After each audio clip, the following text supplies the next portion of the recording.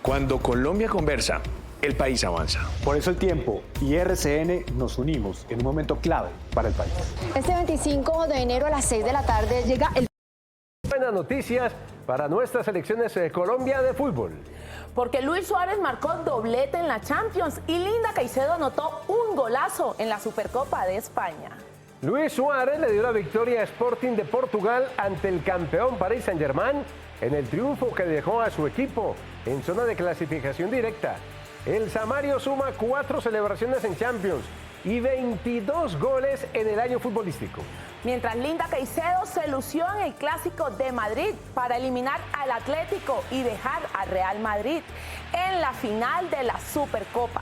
Octava anotación de la caleña en la temporada. Con estos goles, golazos colombianos, damos paso a otras noticias del día en RCN. Pues más adelante volvemos con ustedes, muchachos, porque tenemos, Mónica, hasta ahora información exclusiva. Les revelamos los chats que confirman la entrega de las frambuesas envenenadas con talio que mataron a 2 niñas en Bogotá. ¿Quién envió los mensajes? Y hoy estuvo en diligencia judicial Juan de Bedut, papá de una de las menores que fallecieron. Investigan las causas de la muerte de su esposa ocurrida en 2020. Qué indignación, Mónica. Dólares falsos, pupitres dañados, sillas deterioradas. Eso es parte de lo que las antiguas FARC entregaron para, según ellos, reparar el daño que les provocaron a más de 9 millones de víctimas. Así lo reveló la Contraloría en su más reciente informe. Víctimas y familias llevan 10 años esperando justicia y nada que llega. ¿Y la JEP qué dice? Vea, Mónica, ¿y qué ha pasado con los títulos entregados por la Universidad San José? La representante Jennifer Pedraza sigue al frente de esta denuncia. Señala que serían 24 funcionarios del actual gobierno que habrían recibido títulos profesionales en tiempo récord y al parecer sin cumplir los requisitos. Y no nos olvidamos de los pacientes que sufren por la crisis de la salud. No solo es Antioquia, son varios los departamentos que sufren las consecuencias por la falta de pago de la nueva EPS a clínicas y hospitales. Que no haya impunidad, que Ney Felipe no sea un número más. Ya no más hijos que queden sin padre y ya no más padres que tengan que enterrar a sus hijos. Es el dolor de una familia. La esposa del profesor universitario Ney Cubides, asesinado en Bogotá, pide a las autoridades capturar a los responsables. Este video es pieza clave en la investigación. Estuvimos en la escena donde fue encontrado el cuerpo. Hoy en el termómetro político, la Corte definiría el futuro de la reforma pensional la primera semana de febrero. Además, ¿será o no será candidato Miguel Uribe Londoño? Sin más especulaciones, hablamos con él directamente. La respuesta se las tengo al final de la emisión. Los Beckham están en el ojo del huracán por cuenta de las más recientes declaraciones del hijo mayor de la familia. Brooklyn aseguró que sus papás no son la maravilla que todos pensamos. David Beckham respondió. Los detalles en entretenimiento, RCN. ¿Está lista, Mónica? Estamos listos, José. Pues comenzamos. Nuestros presentadores ya están listos. Estamos en todas las regiones. Esto es Noticias RCN de las 7 de la noche.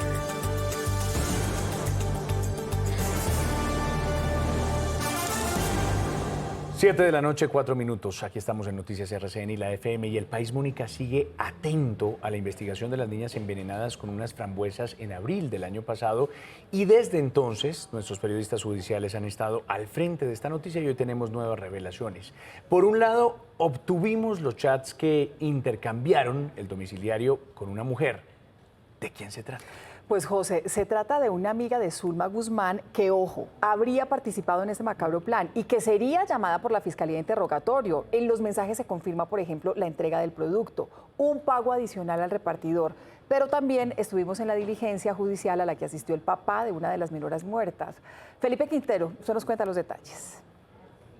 Esta es la prueba reina en poder de la Fiscalía de la entrega efectiva de las frambuesas envenenadas en el apartamento de Juan de Bedut, según la Fiscalía, por orden de Zulma Guzmán Castro. Los chats en poder de la Fiscalía y conocidos en exclusiva por Noticias RCN muestran la conversación del domiciliario con una mujer, que es la persona que le entrega las frambuesas y quien la Fiscalía busca determinar si se trata de Zenaida Vargas Pava, amiga cercana de Zulma Guzmán, a quien ustedes ven en imagen. El chat data del 3 de abril del 2025 a las 7:13 p.m. y empieza con un mensaje de la mujer saludando con un buenas y le responde el domiciliario: buenas noches, acabé de hacer la entrega. Acá la mujer contesta: aquí a mañana le pago, estoy viendo cómo. Mil gracias y disculpe. El domiciliario responde que no hay problema y después al otro día, viernes 4 de abril, le vuelve a escribir a las 10:24 de la mañana. Buenos días, mi señora, sigo esperando el pago por el domicilio. La mujer le contesta a la 1:06 de la tarde. Hola, sí señor, no se preocupe que hoy lo hacemos. Estése tranquilo que se lo prometí. Algo yo hago. Ahí finaliza la conversación. Según la investigación, la suma serían 12,000 pesos que le habría prometido esta mujer que entregó las frambuesas al domiciliario para que insistiera en dejarlas en esa portería y que fueran recibidas efectivamente, ya que en un primer momento el domicilio fue rechazado. Noticias RCN confirmó en primicia que Zenaida Vargas Pava, la amiga de Zulma Guzmán, quien habría entregado las frambuesas envenenadas al domiciliario, será llamada a interrogatorio por parte de la Fiscalía para que explique las circunstancias de tiempo, modo y lugar. De otro lado, en los juzgados de Palo Quemado hizo presencia Juan de Bedut, papá de una de las menores asesinadas con talio, quien rindió entrevista en el marco de la indagación que adelanta la Fiscalía por la muerte de su esposa, Alicia Graham Sardin. Óiganme, pero no solo es eso. Tenemos en exclusiva el acta de la primera audiencia contra Zulma Guzmán ante los tribunales de Londres. Recordemos que la mujer es señalada de ser la presunta autora del envenenamiento de las niñas y que intentó suicidarse en esa ciudad en Londres. Daniela, ¿cuándo será finalmente extraditada para que responda aquí en Colombia?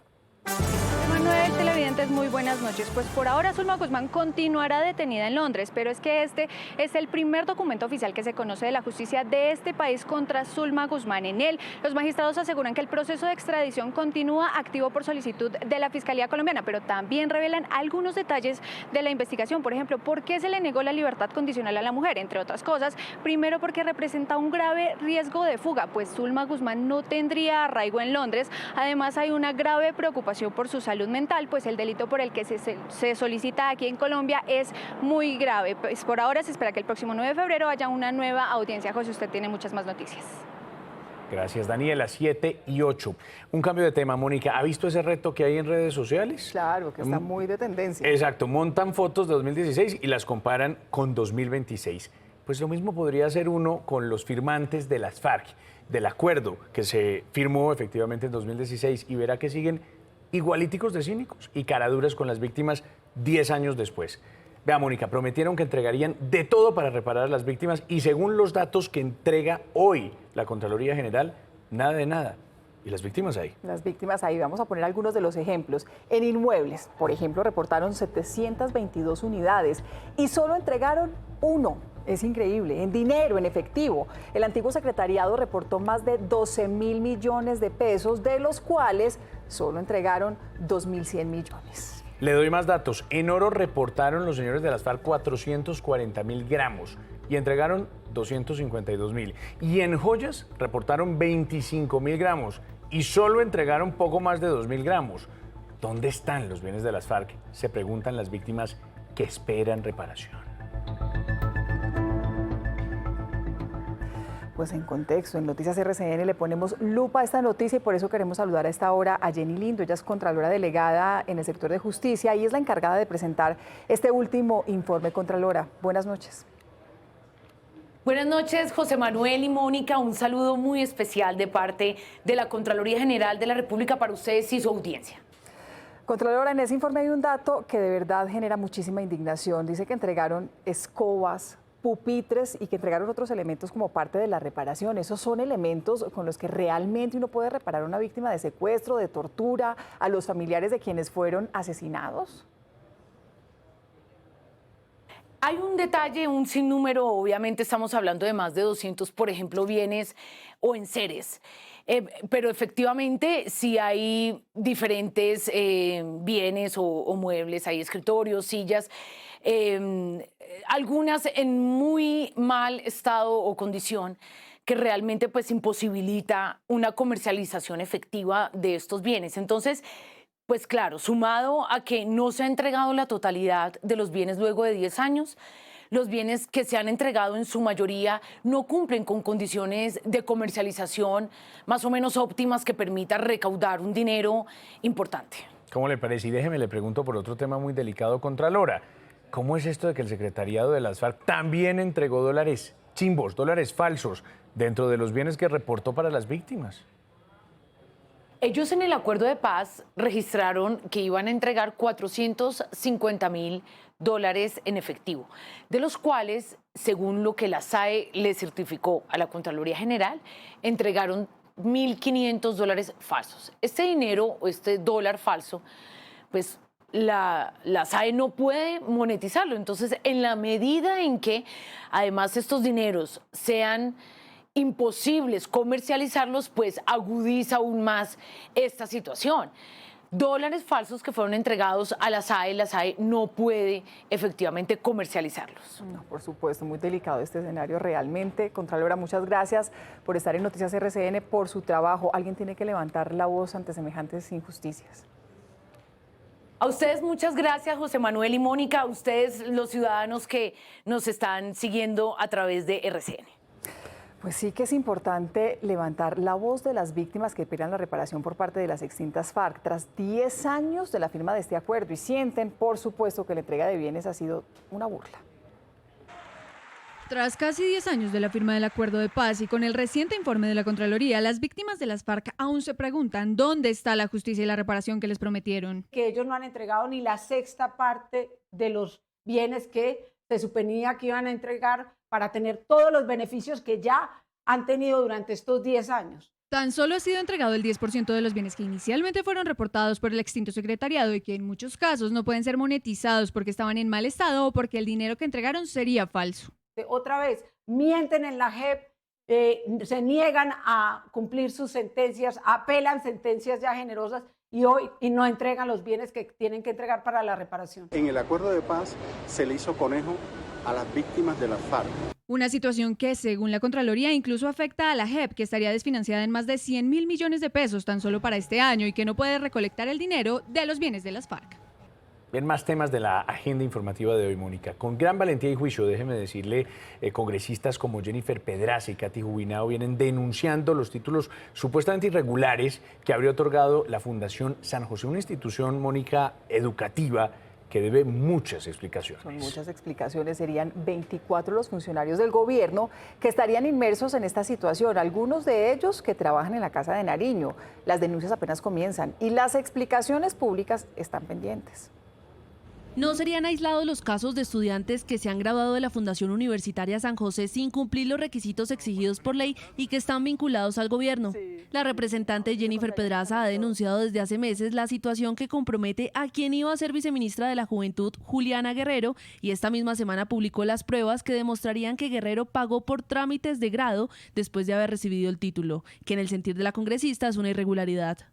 Lo mínimo que debería haber es una decisión de función pública y del Ministerio de Educación por investigar a esta universidad y por lo menos a todos los contratistas del Estado que han presentado papeles irregulares asociados a esta universidad. En las facturas oficiales entregadas a la DIAN reveladas por la congresista se evidencia que Guerrero hizo los pagos por cerca de 8 millones de pesos después del 1 de julio de 2025, día en el que se habría graduado. Pedraza dice que tiene más casos en investigación que dará a conocer en los próximos días y que es grave que personas que trabajan con el gobierno 7:14, y la crisis en la salud que afronta el país debe tener un seguimiento. El drama que vive cada paciente es importante y merece una solución, así como los médicos y empleados de los hospitales. Un viacrucis que sufren todos. Por eso en Noticias RCN estamos al lado de los afectados por la crisis de la salud. La impotencia de Luis Alberto es evidente. No sé quién será el culpable. Si el gobierno, el señor que trabaja la salud, La EPS es un hombre de 72 años que desde hace 3 meses busca los suplementos y las medicinas que no le entregan a su esposa. La última terapia que me hizo la doctora, ella vino el primer lunes de diciembre y no volvió más. Drama que se repite. En Ibagué, el drama de Germán es por una enfermedad mental. Tengo un niño con esquizofrenia y la inyección risperidona 37.5, hace 2 meses no la recibe. Las billonarias deudas de las EPS intervenidas por el gobierno se convierten en una cadena interminable de problemas. Y los pacientes se mueren porque no tienen medicamentos, porque no tienen una cita médica oportuna, porque el talento humano renunció. Más allá de las finanzas, los pacientes esperan una solución que garantice su derecho y defienda la razón de un sistema que fue creado para proteger la vida. Pues lo hemos venido diciendo, tal vez denunciando, la crisis hospitalaria no es de una región, es de todo el país. Hablamos con secretarios de salud, con gerentes de hospitales de diferentes departamentos que describieron el calvario por cuenta de las deudas que tienen las EPS intervenidas por el gobierno. La no entrega de medicamentos puede representar la pérdida de vida de tolimenses, porque esto es un tema que no desborda solo el tema de los medicamentos, sino las atenciones de los servicios de urgencias, donde hoy Ibagué tiene una ocupación mayor al 150%. En este momento las EPS le adeudan al sistema de salud aproximadamente 600.000 millones de pesos, según los datos de las EPS, aunque las IPS, los prestadores dicen que son más. Los principales deudores son ASMED Salud, que nos adeuda más de 12.000 millones de pesos. El ADRES nos adeuda más de 7.000 millones de pesos. Caja Copy es otra EPS que nos adeuda más de 7.000 millones de pesos. 9EPS, que es una de las EPS que más usuarios atendemos, sin embargo nos adeuda casi 5.000 millones de pesos. El mensaje es: pensemos en los pacientes y pensemos en la gente de nuestro país. Y mientras tanto, desde Santander, el ministro de Salud, Guillermo Alfonso Jaramillo, se mantiene en su mensaje desobligante contra quienes levantan la voz para denunciar la terrible crisis que viven clínicas y hospitales. ¿Qué pasó con el hospital de Itagüí? Muchos de los hospitales que manejan el departamento, que se lo entregaron a la politiquería de la corrupción. Entonces lo manejan los diputados y los senadores y los representantes, hacen con esto lo que sea, y entonces ahora sí vienen a chillar después de que se han robado la plata y están inmensamente ricos los ladrones.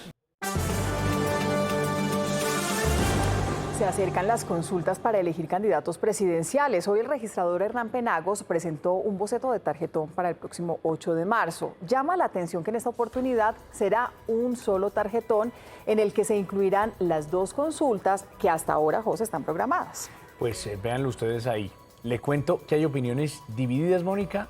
Ahora me da la suya. Pero para algunos sectores, ese tarjetón que ustedes están viendo permitirá que se garantice la participación, mientras que para otros podría resultar enredadito. Igual aquí, Mónica, entre todos nos pondremos las pilas para que este proceso electoral nos coja bien informados y haremos toda la pedagogía que haga falta.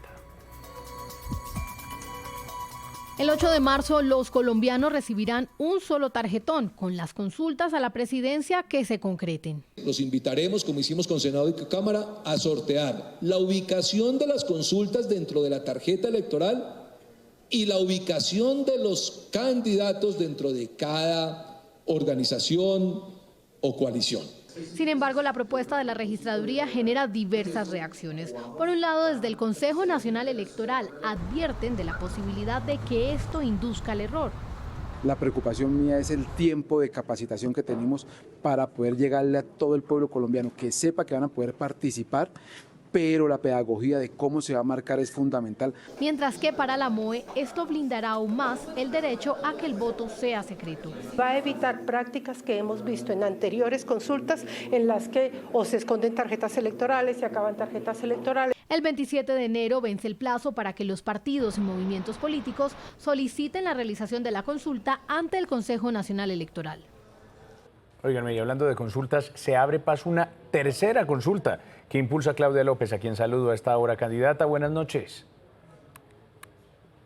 Muy buenas noches, mil gracias por la oportunidad. Óigame, Claudia, en esa consulta usted está invitando a candidatos como Sergio Fajardo, Juan Fernando Cristo y Mauricio Armitage a participar. ¿Ya le respondieron? Pues Sergio lo que me dijo en diciembre es lo que le ha hecho a todos los colombianos, que él cree que la manera de organizar esas nuevas mayorías de Colombia es ir derecho a la primera vuelta. Morris igualmente me manifestó que él preferiría, que él apenas va a empezar su campaña y que preferiría hacer una campaña más larga de 90 días y no de 30. Juan Fernando me dijo, me parece una buena opción, pero lo estoy pensando. Por supuesto, este es un tema complejo que tiene grandes implicaciones. Yo lo que le pedí a todos en diciembre es que consideraran la propuesta, que tenemos plazo hasta el 6 de febrero. Así que, de verdad creo, es lo que nos dice la gente en la calle, en los sondeos de opinión, en todas partes.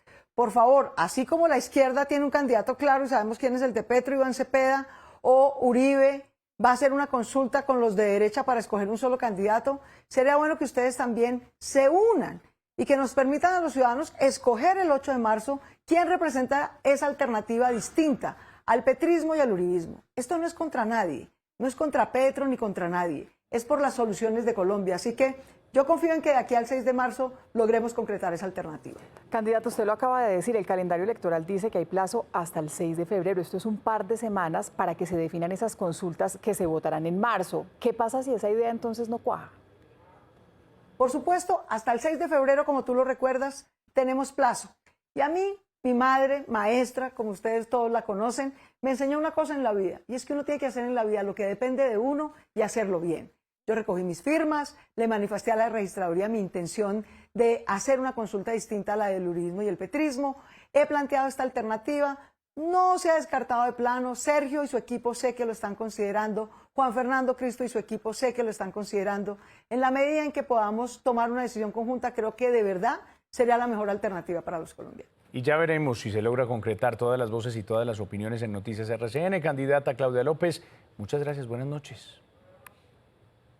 A ustedes gracias por la oportunidad, a Colombia gracias por su apoyo, su cariño y sus firmas. Vamos a sacar adelante con una alternativa distinta a la de Uribe y a la de Petro. Gracias, Claudia. ¿Y en qué andan los candidatos, otros candidatos? En el sur de Bogotá, en la localidad de Kennedy, el precandidato presidencial Iván Cepeda tuvo su primera reunión en plaza pública. Allí habló de sus propuestas, acompañado de María José Pizarro y María Fernanda Carrascal. Y en el lanzamiento de su sede de campaña, el precandidato presidencial Roy Barreras señaló que podrían ser 5 los que conformen la consulta del Pacto Amplio, aunque no dio nombres, dio pistas de quién sería el cuarto que se podría sumar a esa propuesta y dejó abierta la invitación a Clara López. A la casa de la campaña presidencial, Roy presidente. 7:30, nos toca hablar también de deportes, de entretenimiento. De todo un poco, ¿o no? De todo un poco y de otros hechos del día. Nueva pausa para comerciales. Ya venimos.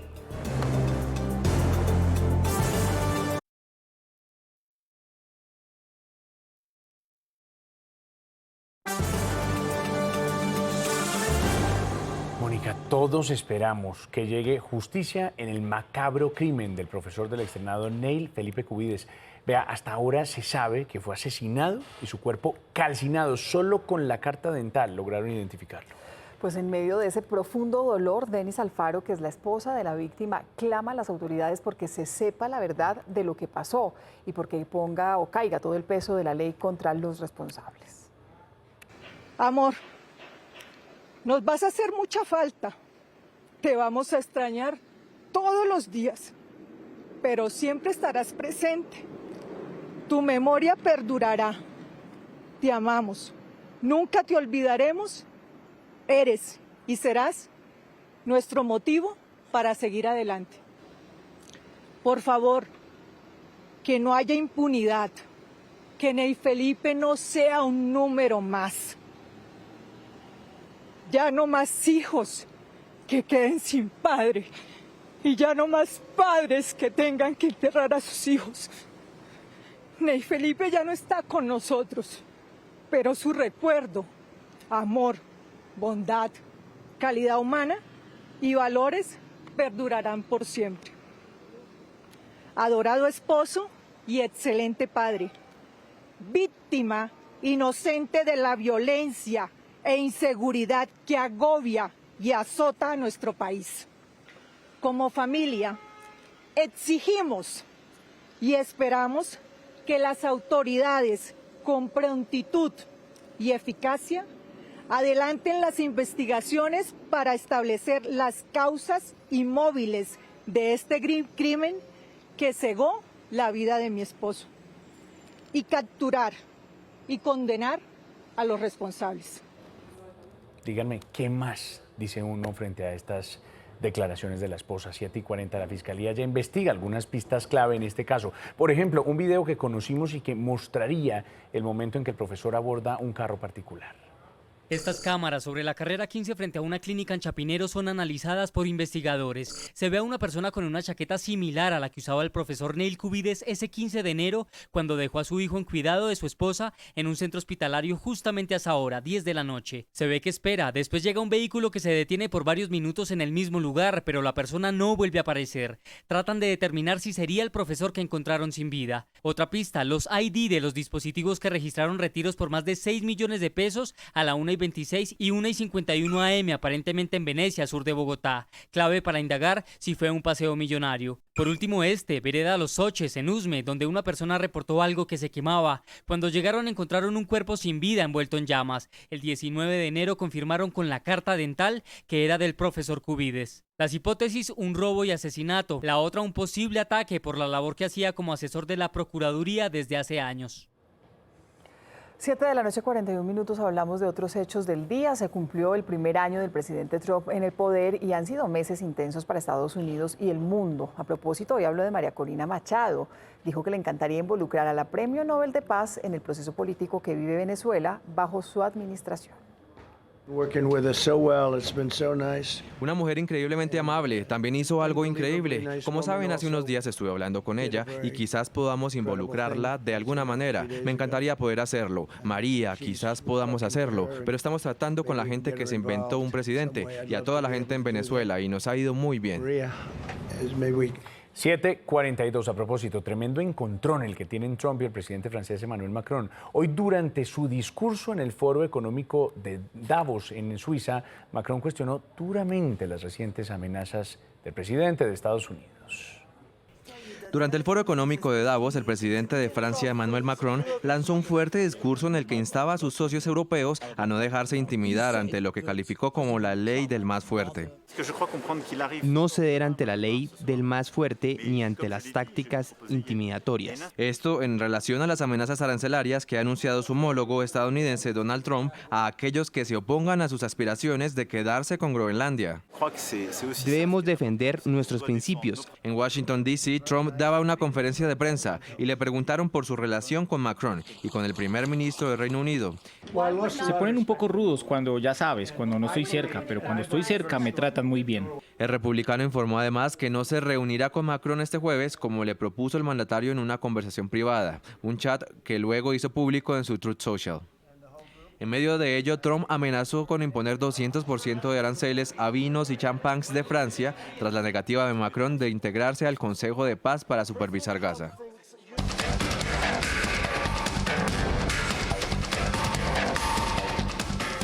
Hola, bienvenidos al termómetro. Le medimos la temperatura del ambiente político y se la regulamos al poder. Arrancamos con datos judiciales. Atentos porque el actual presidente de la Corte Constitucional, Jorge Enrique Ibáñez, le quiere meter el acelerador a la discusión de la reforma pensional. Y bueno, el acelerador es un decir porque vamos meses en eso.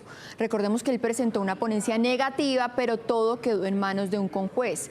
La decisión es citar a la sala plena para el martes 3 de febrero y que esa misma semana haya votación. Es que, ojo, la sala plena de la siguiente semana, es decir, la del 9 de febrero, hay cambio de presidencia y aunque entra Paola Meneses, que es de la misma línea de Ibáñez, él quiere dejar eso listico. Ahora sí, vámonos a la campaña y de cómo hubo una barrida de aspirantes a la presidencia. En diciembre, ustedes recordarán, teníamos 91 precandidatos que presentaron 28 millones de firmas, pero a 2026 llegamos con 21 candidatos y ojo porque las restas siguen. De esos, solo 15 superaron el número de firmas necesarias, 15 de 91, pero la noticia está entre quienes no pasaron. La registraduría ya inició acciones judiciales contra Henry Humberto Martínez y Alexander Francisco Henao. Es que trataron de engañar al Estado. Metieron hojas en blanco para, como dicen por ahí, hacer bulto, presentaron fotocopias de formularios ya diligenciados, planas hechas por una misma persona y formularios con firmas de apoyo impresas desde archivos digitales. No hay derecho. Así, engañando y violando la ley, dicen que querían gobernar, imagínense. Y se decanta la lista, pero al mismo tiempo se pueden sumar otros candidatos. Hoy muchos apuntan a que don Miguel Uribe Londoño podría ser candidato con el aval que le ofreció el Partido Demócrata, pero para no seguir especulando que sí, que si no, le preguntamos directamente a él y miren lo que nos respondió. Esa decisión estoy tomándola esta semana o la que sigue, en eso estoy. Hace falta la voz de Miguel, entonces tenemos que continuar con la voz de Miguel. Cuando suba o cuando baje la temperatura, acá estaremos con el termómetro político. Una feliz noche.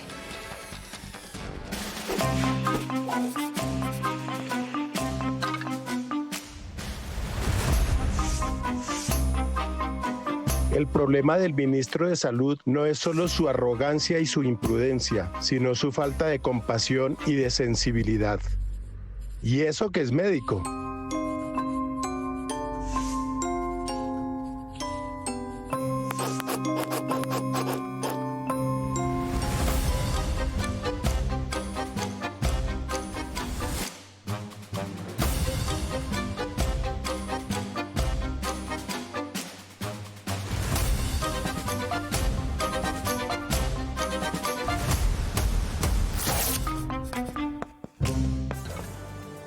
Bien, Mónica, y nos vamos, pero recuerden que seguimos recolectando todas sus preguntas para el primer debate presidencial que tendremos este domingo desde las 6 de la tarde, el debate de la gente. Insistimos en eso, el debate de la gente, porque usted puede enviar esas preguntas que se harán en ese espacio, en X, en Instagram, en TikTok, en las redes sociales de los medios que vamos a ser parte de este debate, que es El Tiempo, la FM y Noticias RCN. Entran a esas redes sociales, encuentran las cajas de preguntas, dejan la suya y ahí era parte de esa conversación. Vea, le cuento, nos han llegado muchas preguntas sobre temas sociales, sobre economía y muchas sobre seguridad. ¿Le inquietan estos temas a la gente? Los invitamos a seguir participando con nosotros. Nos vemos. Chao. Feliz noche.